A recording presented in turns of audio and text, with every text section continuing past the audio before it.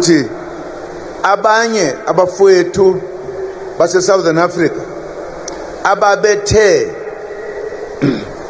uma befika eSouth Africa bathola umoya wombutho wesizwe obizwa ngokuthiwa uANC, bahamba nalo moya bafike emakubo bakha inhlangano. Okhumbuleka kahle umholi wayeqotho waseZimbabwe owahola iqembu okuthiwa iZAPU uNkomo. Abamaningi ke amaqembu akhiwa ngaphandle naleli gama. AmaNgisi lapha ya eZimbabwe abona ukuthi le ANC iwrong ngoba iphethe umoya wala eSouth Africa, base bethi ke abayivala umlomo bayikhiphe emthethweni.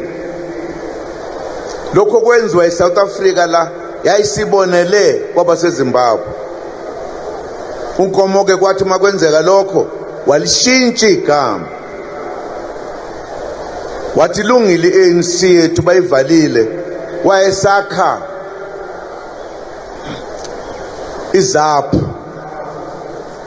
Ngalenkathi ke thina sisho lokho sasidudwa naye lowa moya ukuthi asifuni ukwenza njengabaseZimbabwe, sokuqhubeka nje uANC ayihlangane phezulu ku45. Kanti abaholi bacabanga kanzima. Ingalenkathi lapho babethi sizokwenza njani manje, lapho kwasukuma khona abaholi ababili abalalela abanye abantu abakhuluma ezinye izinto.